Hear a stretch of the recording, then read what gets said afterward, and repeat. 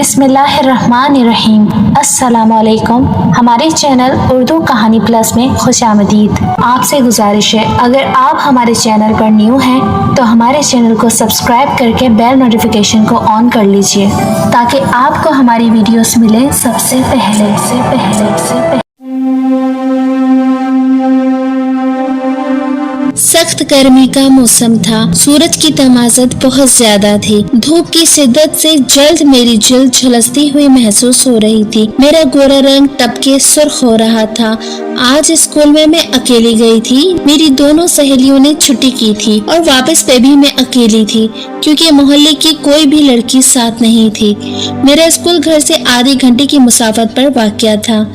जब हम तीनों सहेलियां इकट्ठी जाती तो बातों में वक्त गुजरने का पता ही नहीं चलता था और आज जबकि मैं अकेली थी ये मसाफत मुझे बहुत महसूस हो रही थी। अब मैं घर के पास पहुंचने ही वाली थी जब मुझे गली के नुक्कड़ पे वही लड़का अपने जैसे एक लफंगे दोस्त के साथ खड़ा नजर आया जिसे कुछ दिनों से मैं वहां खड़ा देख रही थी। वो कुछ बोलता तो नहीं था, बस घटिया नजरों से देखता रहता था। आज मैं अकेली थी, मुझे उससे अजीब सा डर लगने लगा जिसकी वजह शायद ये थी कि पूरी गली सुनसान थी, कोई बंदा बशर नजर नहीं आ रहा था। जब मैं उसके पास से गुजरने लगी तो उसने मेरा हाथ पकड़ लिया और एक खत मेरे हाथ में दे दिया। उसकी इस हरकत से मैं घबरा गई, साथ ही किसी के देख जाने का डर भी था। मैं जल्दी से भाग के घर में दाखिल हो गई और वो खत मेरे हाथ में था। मैंने उसे चुपके से अपने बैग में डाल लिया ताकि कोई न देख ले। घर में आई तो अम्मी और बाजी बरामदे में बैठी हुई थी। मैं भी यूनिफॉर्म बदल के उनके पास आ गई और खाना खाने के बाद जब अम्मी और बाजी अपने कमरे में आराम करने लगी तब मैंने अपने कमरे में आके वो खत खोला। सबसे ऊपर एक फड़कता हुआ शेर लिखा था। फिर उसके बाद लिखा था कि वो पिछले कई दिनों से सिर्फ मेरे लिए वहां खड़ा होता है और फिर अपनी मोहब्बत का इजहार करने के बाद उसने लिखा था कि मैं उसे खत का जवाब जरूर दूं। खत पढ़ने की देर थी। खत पढ़ने के कितनी देर तक मैं हैरान परेशान बैठी रही। ये सच था कि मैं बहुत हसीन थी और मुझे अपने हुस्न पर नाज भी बहुत था। मैं जानती थी कि जितने भी हसीन हूँ मुझे कोई शहजादा ही बयाने आएगा, लेकिन फिर एक हकीकत मेरी आंखें खोल देती कि शहजादे गरीबों की झोंपड़ी में नहीं आते। इसलिए मैं पढ़ लिख कर कुछ बनना चाहती थी ताकि अपने पैरों पे खड़ी हो सकूं। हम दो बहनें हैं। मेरे अब्बू की गांव में वाहिद कपड़ों की दुकान है और साथ में कुछ जमीनें हैं जिससे हमारा गुजर बसर अच्छा हो जाता है। लेकिन मेरे ख्वाब बहुत ऊंचे थे। मैं हवा में उड़ना चाहती थी और ये नहीं जानती थी कि जो जितना ऊंचा उड़ता है उतनी ही तेजी से जमीन पर भी आता है। मेरी बाजी मुझसे 5 साल बड़ी थी और गांव के स्कूल से मैट्रिक किया था। उससे आगे ना वो पढ़ना चाहती थी और ना अम्मी अब्बू ने उन्हें इसरार किया, जबकि मैं 10वीं क्लास में थी और आगे शहर जाके पढ़ना चाहती थी और मेरी इस बात पे किसी को एतराज भी नहीं था। शहर हमारे गांव से 10 किलोमीटर के फासले पर था और हमारे गांव से वैन जाती थी जिसमें कॉलेज में पढ़ने वाली लड़कियां जाती थी। हमारे पेपर्स होने वाले थे और मैं बहुत दिल लगा के पढ़ाई कर रही थी, जबकि मेरी दोस्तों को भी मेरी बहन की तरह पढ़ने लिखने का कोई शौक नहीं था और ना ही वो आगे पढ़ने के ख्वाब देखती थी। यही वजह थी कि वो आए दिन छुट्टियां करती थी और मुझे अक्सर अकेले जाना पड़ता। अगले दिन जब मैं स्कूल से वापस आ रही थी तो वो लड़का फिर से नजर आया और अपनी मामूल की जगह पर खड़ा था।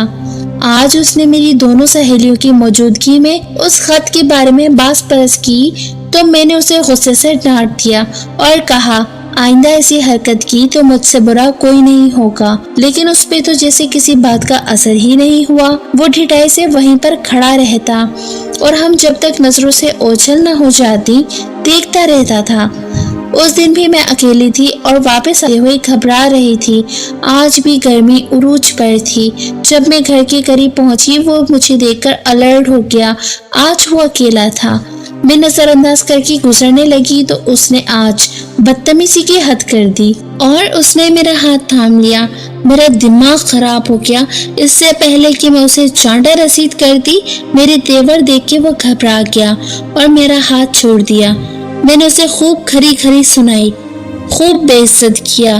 مجھے لگا تھا یہ سبق اس کے لیے کافی ہوگا اور وہ اس کے بعد مجھ سے بات کرنے کی کوشش نہیں کرے گا، لیکن یہ میری خام خیالی تھی۔ وہ اتنا ڈھیٹ تھا کہ اگلے دن وہاں پھر موجود تھا اور مجھے دیکھ کے ایسے مسکرا رہا تھا جیسے کچھ ہوا ہی نہیں۔ یہ میری برداشت کی انتہا تھی۔ گھر آنے کے بعد میں نے سب کچھ اپنی امی کو بتایا۔ پھر جب ابو شام کو گھر آئے تو امی نے انہیں بتایا کہ اس کے راستے میں ایک لڑکا کھڑا ہوتا ہے۔ ابو نے کہا اس معاملے کو اب وہ خود دیکھ لیں گے۔ اگلے دن جب ہم آئے تو اس نے پھر مجھے خط دینے کی کوشش کی۔ اسی دوران میرے ابو بھی وہاں پہنچ گئے اور اس کی ایسی چترول کی کہ اس کے بعد وہ لڑکا مجھے کہیں بھی نظر نہیں آیا۔ اس واقعے کے بعد میرے ماں باپ مجھ پر پہلے سے زیادہ اعتبار کرنے لگے، جس کی مجھے بے انتہا خوشی تھی۔ کچھ دن بعد میرے میٹرک کے پیپرز ہو گئے تو میں نے گھر پر فارغ رہنے کی بجائے سلائی سیکھنے کو ترجیح دی تاکہ اپنی مرضی سے اپنے کپڑے سلائی کر سکوں۔ ہمارے گاؤں میں ایک درزن تھی جو صبح سلائی سکھاتی تھی اور شام کو لوگوں کے کپڑے سلائی کرتی تھی۔ ان کے پاس بہت سی لڑکیاں سلائی سیکھنے جاتی تھیں اور کچھ وقت بعد اپنے کام میں ماہر ہو جاتی تھیں۔ اس کے شوہر کی بھی گھر پر ہی دکان تھی، وہ بھی کپڑے سلائی کرتا تھا۔ امی نے میرا بھی وہاں داخلہ کروا دیا۔ اب میں صبح باجی کے ساتھ گھر کے کام ختم کرتی اور پھر سلائی سیکھنے چلی جاتی۔ اتوار کو ہمیں چھٹی ہوتی تھی۔ مجھے وہاں جاتے ہوئے 2 مہینے ہو گئے تھے۔ مجھے بہت اچھی سلائی آ گئی تھی۔ ایک تو میں ذہین بھی بہت تھی، اس لیے جو بھی ڈیزائن دیکھتی آسانی سے بنا سکتی تھی۔ ان دنوں میرے خاندان میں ایک شادی تھی۔ میں نے اس کے لیے جو فراک بنایا تھا اس کا ڈیزائن مجھے سمجھ نہیں آ رہا تھا اور وہ مجھے بہت پسند بھی تھا۔ میں وہی ڈیزائن بنانا چاہتی تھی۔ اگلے دن اتوار تھا اور سلائی سے ہمیں چھٹی تھی، جبکہ فنکشن پیر کو تھا اور یہ ڈریس مجھے اسی دن ہی پہننا تھا۔ میرے پاس پہننے کو کپڑے تو بہت تھے، لیکن میرا دل جانے کیوں اسی ڈریس میں اٹک گیا تھا۔ میں نے سلائی والی باجی سے بات کی تو وہ راضی ہو گئی کہ ڈریس بنانے میں میری مدد کریں گی۔ اگلے دن میں ان کے پاس چلی گئی۔ انہوں نے مجھے بہت اچھے سے سمجھایا۔ انہیں کسی ضروری کام سے کہیں جانا تھا اور مجھے 1 گھنٹے کا کہہ کر وہ چلی گئی۔ میرا بھی کام بس ختم ہونے والا تھا۔ میں جلدی سے اپنا کام ختم کرنے لگی۔ اچانک سے مجھے کسی کی نظروں کی تپش کا احساس ہوا۔ میں نے نظر اٹھا کر اوپر دیکھا تو سامنے باجی کے شوہر کھڑے مجھے بہت عجیب سی نظروں سے گھور رہے تھے۔ ان کی آنکھوں میں اتنی عجیب سی چمک اور ہوس دیکھ کے میں بوکھلا گئی۔ میں نے اپنا دوپٹہ درست کیا جو کہ سلائی کرتے ہوئے ایک سائڈ پر ڈھلک گیا تھا۔ سامنے دیکھا تو وہ ابھی تک اسی پوزیشن میں کھڑے تھے۔ کام میں آلموسٹ کر ہی چکی تھی، باقی جو رہ گیا تھا وہ گھر جا کے کرنے کا ارادہ کر کے میں اٹھ گئی۔ اتنے میں وہ بھی تیزی سے اندر آ کے دروازہ بند کر کے میری طرف بڑھنے لگا۔ میرے لیے یہ صورتحال کسی افتاد سے کم نہیں تھی۔ میں نے اپنے ارد گرد دیکھا شاید کوئی چیز اپنی حفاظت کے لیے مجھے مل جائے، لیکن کمرے میں ایسا کچھ بھی نہیں تھا جس سے میں اپنا بچاؤ کر سکتی۔ اتنے میں وہ بالکل میرے پاس آ گئے۔ ان کے منہ سے بدبو کے بھپکے اٹھ رہے تھے۔ مجھے ابکائی آ گئی۔ میں پیچھے ہوتے ہوئے بالکل دیوار کے ساتھ لگ گئی اور تمام ہمت مجتمع کر کے اسے پیچھے دھکیلتے ہوئے باہر نکلنے لگی تو اس نے حباست سے ہنستے ہوئے میرا بازو پکڑ لیا اور اپنے سمت کھینچ لیا۔ میں اس سے اپنی عزت کی بھیک مانگنے لگی، مگر اس خبیث پہ تو کسی بات کا جیسے اثر ہی نہیں ہو رہا تھا۔ وہ حد سے بڑھ رہا تھا۔ میں دل ہی دل میں اپنے رب کو پکارنے لگی۔ اچانک دروازے پہ زوردار دستک ہونے لگی۔ یہ آواز جہاں مجھے نئی زندگی کی امید لگی، وہیں پہ اس درندے نما انسان کا رنگ فک ہو گیا۔ وہ بہت بری طرح سے گھبرا گیا۔ میں نے بھاگ کے دروازے کو کھولا۔ باہر میری سلائی والی باجی کھڑی تھی۔ مجھے اس حال میں دیکھ کے وہ ہکا بکا سی رہ گئی۔ میرے بال بکھرے ہوئے تھے۔ دوپٹہ کمرے کے بیچ میں پڑا ہوا تھا جو کہ اپنی کہانی آپ سنا رہا تھا۔ میرے پیچھے بڑی چارپائی کے پاس ان کے شوہر کھڑے تھے اور دروازے کے پاس میں کھڑی تھی۔ میں اپنا دوپٹہ اٹھا کے بنا کچھ کہے اپنے گھر آ گئی۔ میں نہیں جانتی تھی کہ میرے آنے کے بعد وہاں پیچھے کیا ہوا۔ گھر آ کے میں اپنے کمرے میں آ کے لیٹ گئی۔ کافی دیر بعد باجی میرے گھر میں آئی۔ میں چونکہ سر درد کا بہانہ کر کے کمرے میں لیٹی ہوئی تھی، اس لیے وہ بھی میرے بارے میں پوچھتے ہوئے میرے کمرے میں آ گئیں۔ میری باجی ان کے لیے چائے بنا رہی تھی، جبکہ امی کھانا بنانے میں مصروف تھیں۔ میں نے گھر میں ابھی کسی سے بھی اس بارے میں کوئی ذکر نہیں کیا تھا، اور سچی بات تو یہ ہے کہ میں اس وقت کسی کا سامنا نہیں کر سکتی تھی۔ میرے پاس آ کے انہوں نے میرے آگے ہاتھ جوڑ دیے اور میری منتیں کرنے لگی کہ میں کسی سے بھی اس بات کا ذکر نہیں کروں۔ میں ویسے بھی خود میں اتنی ہمت نہیں کر پا رہی تھی کہ کسی کو یہ بات بتاؤں۔ اگر بتاتی تو شاید میں بھی قصوروار ٹھہرائی جاتی، اور نہ جانے میرا کوئی یقین بھی کرتا یا نہیں، الٹا بدنام ہو جاتی۔ اس لیے میں نے مناسب یہی سمجھا کہ خاموش رہوں اور جو ہوا اسے بھول جاؤں۔ لیکن اس کے بعد میں پھر ان کے گھر نہیں گئی۔ امی نے بہت پوچھا کہ کیا ہوا، تم ان کے گھر کیوں نہیں جا رہی؟ میں نے کہا کہ میں سلائی سیکھ چکی ہوں، اب میرا دل نہیں چاہ رہا جانے کو۔ انہوں نے بھی زیادہ اصرار نہیں کیا۔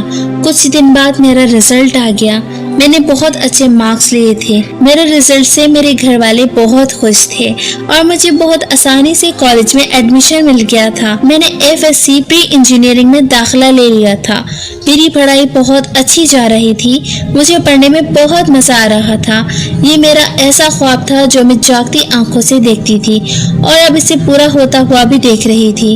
میں جس کالج میں پڑھتی تھی وہ پرائیویٹ تھا۔ یہاں پڑھائی بہت اچھی ہوتی تھی اور پڑھائی کے معاملے میں ٹیچرز بہت سختی کرتے تھے۔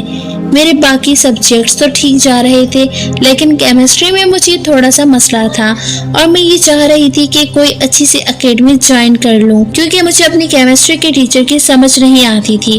لیکن میرا مسئلہ یہ تھا کہ اگر اکیڈمی جاتی تو میں واپس گھر کیسے جاتی، کیونکہ ہماری وین تو کالج ٹائم ہی جاتی تھی۔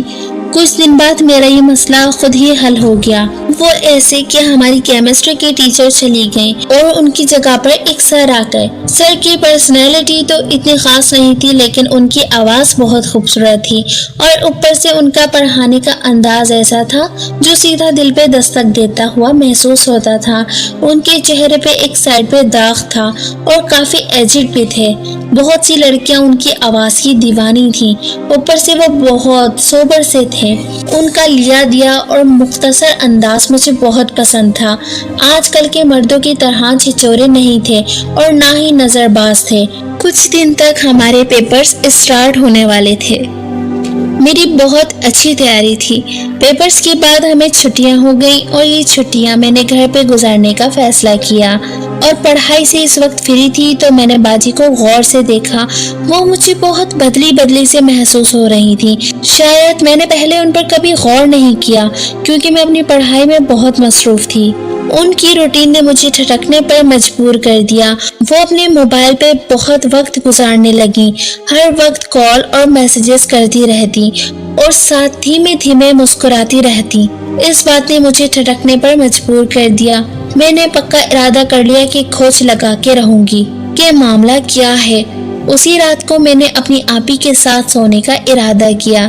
جب انہیں کہا کہ میں آپ کے ساتھ سوں گی تو وہ چونک گئیں۔ ان کے چونکنے پر میں نے بہانہ کیا کہ مجھے ڈر لگ رہا ہے آج، اور اتنے دن سے پیپرز میں بزی تھی تو آپ سے بات نہیں ہو پائی۔ رات کو آپ سے باتیں کروں گی۔ پہلے تو انہوں نے ٹال مٹول سے کام لیا، پھر میرا اصرار دیکھ کے خاموش ہو گئی۔ رات کو میں ان سے باتیں کرتی رہی اور وہ ہوں ہاں میں جواب دیتی رہی۔ صاف لگ رہا تھا کہ وہ مجھ سے باتیں نہیں کرنا چاہ رہی تاکہ میں سو جاؤں۔ پھر کچھ دیر بعد میں نے سونے کا ناٹک کیا۔ جب کافی دیر گزر گئی تو باجی نے مجھے بلایا، مگر میں سوتی بنی رہی۔ مجھے سوتا ہوا سمجھ کر انہوں نے اپنا موبائل اٹھایا اور میسیجز کرنے لگیں۔ جب سب گھر والے سو گئے تو وہ موبائل اٹھا کر چھت پہ چلی گئیں۔ تھوڑی دیر بعد میں بھی دبے پیر ان کے پیچھے چل پڑی۔ وہ تو جیسے سارے جہاں سے بے خبر ہو کے نہ جانے کس کے ساتھ باتیں کرنے میں بزی تھی۔ انہیں میری موجودگی کا بالکل احساس نہیں ہوا۔ میں نے ان کے کندھے پہ ہاتھ رکھا تو وہ ایک دم سے بوکھلا گئیں اور ہراساں نظروں سے مجھے دیکھنے لگی جیسے ان کی چوری پکڑی گئی ہو۔ میں نے کچھ نہیں کہا، خاموشی سے پلٹ آئی۔ مجھے سخت نیند آ رہی تھی۔ میں اس وقت سو گئی۔ اور صبح اٹھ کے میں نے باجی سے اس بارے میں باز پرس کی۔ پہلے انہوں نے ٹال مٹول سے کام لیا، پھر آخرکار انہوں نے مجھے بتایا کہ وہ کسی کو پسند کرتی ہیں اور اس سے شادی کرنا چاہتی ہیں۔ میں ان کی بات سن کر حیران رہ گئی۔ وہ تو مجھ سے بھی زیادہ ڈرپوک ہیں اور امی ابو سے چھپ کے یہ کام کیسے کر سکتی ہیں؟ میں نے باجی سے کہا کہ وہ اگر آپ کے ساتھ مخلص ہیں تو انہیں بولیں کہ آپ کے لیے رشتہ بھیجیں اور آپ سے شادی کر لیں، لیکن اگر وہ ٹال مٹول سے کام لیں تو سمجھ جائیے گا کہ وہ آپ کے ساتھ فلرٹ کر رہا ہے۔ میری بات سن کے باجی آبدیدہ ہو گئی اور روتے ہوئے بولی کہ اس نے رشتہ بھیجا تھا لیکن ابو نے انکار کر دیا کیونکہ وہ ہماری برادری کا نہیں ہے۔ میں سن کے چپ ہو گئی۔ باجی کو تسلی دی کہ اگر وہ آپ کے حق میں بہتر ہوا تو ضرور آپ کو ملے گا۔ انہی دنوں میرا کالج بھی اسٹارٹ ہو گیا اور میں یہ چاہتی تھی کہ سر حسن ہی ہمیں پڑھائیں، اور جب کیمسٹری کی کلاس میں سر حسن کو دیکھا تو مجھے بہت خوشی ہوئی۔ ایسا لگا جیسے میری کوئی بچھڑی ہوئی چیز مجھے مل گئی ہو۔ میں اپنے احساسات سے خود بھی انجان تھی۔ انہی دنوں مجھ پہ یہ انکشاف ہوا کہ میں دل ہی دل میں سر کو پسند کرنے لگی ہوں۔ وہ بھی باقی لڑکیوں کی نسبت مجھے زیادہ اہمیت دیتے تھے۔ ان کا دیکھنے کا انداز اور دل میں کھپ جانے والی آواز میری جان لینے کے لیے کافی تھی۔ میں ان کو اتنا پسند کرنے لگی تھی کہ اپنے احساس کو ڈرنے لگی تھی۔ ان کی نظریں بھی مجھے کچھ کہتی ہوئی محسوس ہوتی تھیں، آنچ دیتی ہوئی، کچھ بولتی ہوئی، کچھ راز اشکار کرتی ہوئی۔ میں جب بھی ان کی آنکھوں میں دیکھتی اپنا آپ ان میں ڈوبتا ہوا محسوس کرتی۔ انہی دنوں باجی کے لیے ایک بہت اچھی جگہ رشتہ ہو گیا۔ وہ لوگ بہت امیر اور خاندانی رکھ رکھاؤ والے تھے اور بہت چاہت سے باجی کا ہاتھ مانگ رہے تھے۔ میرے امی ابو نے رسمی طور پہ چھان بین کروانے کا وقت لیا اور کچھ دن بعد باجی کا رشتہ کر دیا۔ ان دنوں باجی بہت خاموش رہنے لگی۔ میں چونکہ ان کے دل کی حالت جانتی تھی اس لیے ان سے ہمدردی ہو رہی تھی۔ مجھے دوسری طرف سر حسن کے بدلتے ہوئے انداز بھی پریشان کر رہے تھے۔ اب نہ تو وہ مجھے مخاطب کرتے اور نہ ہی مجھے دیکھتے تھے۔ یہ صورتحال میرے لیے بہت تکلیف دہ تھی۔ انہی دنوں گھر میں شادی کی تیاریاں ہونے لگیں کیونکہ باجی کے سسرال والوں کو شادی کی جلدی تھی، اس لیے میرے امی ابو نے بھی انہیں زیادہ انتظار کروانا مناسب نہیں سمجھا اور شادی کی تاریخ دے دی۔ میں نے شادی سے 2 ہفتے پہلے کالج سے چھٹیاں لے لی تھی اور سب کچھ بھول بھال کے شادی کی تیاریوں میں مصروف ہو گئی۔ امی کے ساتھ شاپنگ بھی کرتی تھی اور گھر واپس آ کے گھر کے کام بھی کرتی تھی۔ باجی تو جیسے بالکل خاموش ہو کے رہ گئی، نہ بولتی تھی اور نہ ہی ہنستی تھی، بالکل گمسم ہو کے رہ گئی تھی۔ میں انہیں دیکھ کے بہت پریشان ہوتی تھی اور ساتھ ان کی بہت سی خوشیوں کے لیے دعا بھی کرتی تھی۔ آخر شادی کا دن بھی آ پہنچا اور صبح جب ان کو اٹھانے ان کے کمرے میں گئی تو وہ اپنے کمرے میں نہیں تھی، بلکہ ایک خط تھا جو ابا نے بغیر پڑھے ہی پھاڑ دیا تھا۔ ہمارے سر پر تو جیسے آسمان گر گیا۔ اب کیا ہوگا؟ یہ سوال اسدے کی طرح ہمارے سامنے تن کے کھڑا ہو گیا۔ پورا گھر مہمانوں سے بھرا ہوا تھا۔ چک ہسائی، بے عزتی، تماشا، کیا کچھ نہ تھا جو ہمیں نظر آ رہا تھا۔ آگے کیا کیا جائے؟ امی نے کہا تم یہ شادی کر لو، ہم تمہیں صبح ہوتے ہی لے آئیں گے۔ میں نے حیران نظروں سے انہیں دیکھا۔ مرتا کیا نہ کرتا کہ مصداق مجھے یہ قربانی دینی پڑی۔ میں رخصت ہو کے زیورات سے لت پت اس شاندار حویلی میں آ گئی۔ ان کے سب گھر والے بھی باجی کی بجائے مجھے دیکھ کے حیران رہ گئے۔ جو بھی عورت مجھے دیکھنے آتی یہی کہتی، اللہ ایسی قسمت کسی کی نہ کرے۔ جب شوہر کمرے میں داخل ہوا تو سب مبارک دیتے ہوئے چلے گئے۔ میں نے نظر اٹھا کر دیکھا تو روح کانپ گئی۔ وہ تو کوئی اور نہیں سر حسن تھے۔ جہاں میں انہیں دیکھ کے حیران رہ گئی وہیں وہ بھی مجھے دیکھ کے شاکڈ رہ گئے۔ تو میری شادی تم سے ہوئی ہے؟ وہ اس قدر خوش لگ رہے تھے جیسے انہیں دونوں جہانوں کی دولت مل گئی ہو۔ میں نے تمہیں جب پہلی بار دیکھا تھا تو دل نے خواہش کی کہ کاش تم میری دلہن بنو، مگر پھر میں نے اپنے دل کو ڈانٹ دیا۔ इतनी कम उम्र और हसीन लड़की मुझे कैसे मिल सकती है। उनकी बातें सुनकर मैं खुद को दुनिया की खुशकिस्मत तरीन लड़की समझ रही थी। फिर मैंने उन्हें सारी बात बताई कि मैं कैसे दुल्हन बनी। मेरी बात सुनकर वो भी परेशान हो गए। उन्होंने मुझसे वादा किया कि वो बाजी को ढूंढने में मेरी मदद जरूर करेंगे।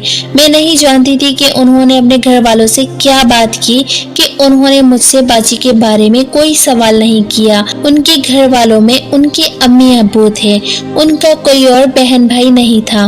वो मुझे अपनी बेटी की तरह ही समझते थे और मुझसे बहुत प्यार करते थे। मैंने कुछ दिन तक कॉलेज जाना भी शुरू कर दिया और अपनी नई पहचान से कॉलेज में जाती थी। मैं इतनी खुश थी कि हर कोई मुझे रश्क से दिखता था। मेरे FSC के पेपर्स होने वाले थे। मेरे हस्बैंड मेरे साथ बहुत कोऑपरेट करते थे, मेरी बहुत हेल्प करते थे। पेपर्स में मुझे खाने पीने का किसी किस्म का कोई होश नहीं था। मैं चाहती थी कि मेरे बहुत अच्छे मार्क्स आएं। अल्लाह अल्लाह करके मेरे पेपर्स मुकम्मल हुए और मेरे साथ घर वालों ने भी सुख का सांस लिया। उन दिनों में अपनी अम्मी के घर आई हुई थी। उस दिन मेरा शॉपिंग का इरादा था। अम्मी की तबीयत खराब थी, इसलिए मैं ड्राइवर के साथ अकेली मार्केट में आ गई। मैंने अपनी पसंद की हर वो चीज ली जो कभी सिर्फ देख के छोड़ दिया करती थी। मैं बहुत खुशी खुशी से शॉपिंग करके वापस आ रही थी जब रोड पे मुझे शाना सा चेहरा नजर आया। एक पल को मुझे लगा कि वो बाजी का चेहरा है। मैं अपना शक दूर करने के लिए अपना सामान गाड़ी में रख के उस औरत की तरफ पलटी।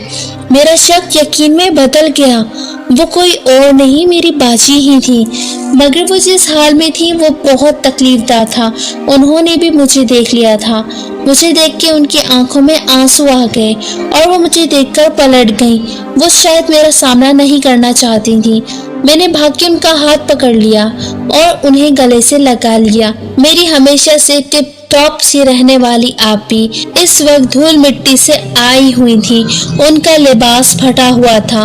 मैंने उन्हें बहुत मुश्किल से गाड़ी में बिठाया और घर चलने के लिए राजी किया। वो पूरा रास्ता रोती रही और सबका सामना करने से कतरा रही थी।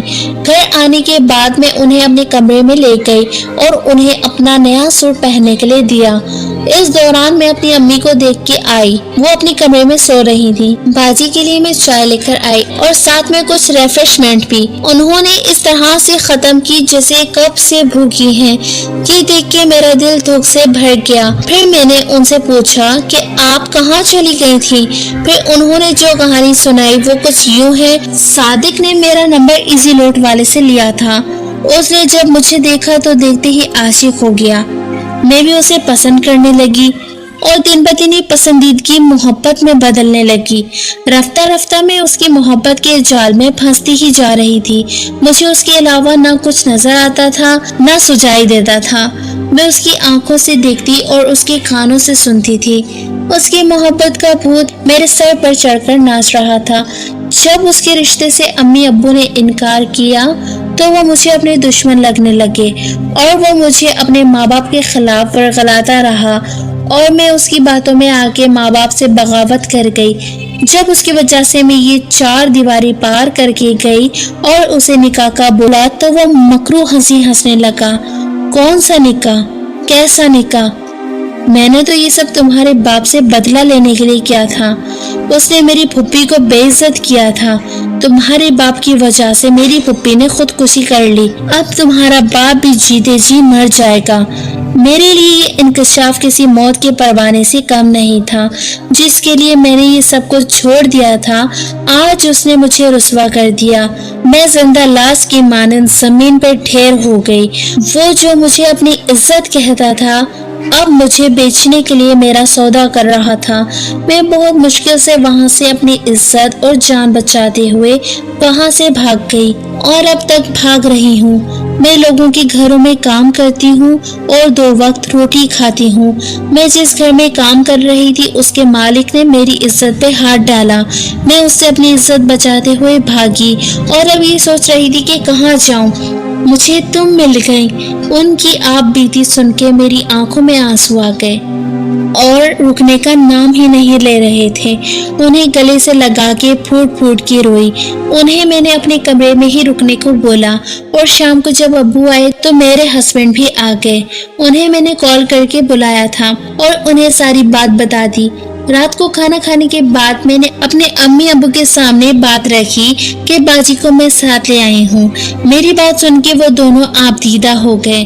अब्बू की हालत ज्यादा काबिले रहम थी। उन्हें अपना गुनाह ज्यादा याद आ रहा था जो उन्होंने एक मासूम के साथ किया था। उन्हें ये बात रुला रही थी कि उनका किया उनकी बेटी के साथ पेश आया और वो जितना रोते पछताते कम था। उनकी हालत देखने के बाद मैं बाजी को बाहर ले आई। उन्हें देखकर अम्मी अब्बू अपने जज्बात पे काबू नहीं रख पाए और उन्हें गले से लगा के रो पड़े। मेरे अब्बू रोते हुए बार बार यही बात कर रहे थे कि दुनिया मकाफाते अमल है। आज जो किसी के साथ करोगे कल को तुम्हें वो भुगतना पड़ेगा, कतना पड़ेगा, कतना पड़ेगा, कतना पड़ेगा, कतना पड़ेगा।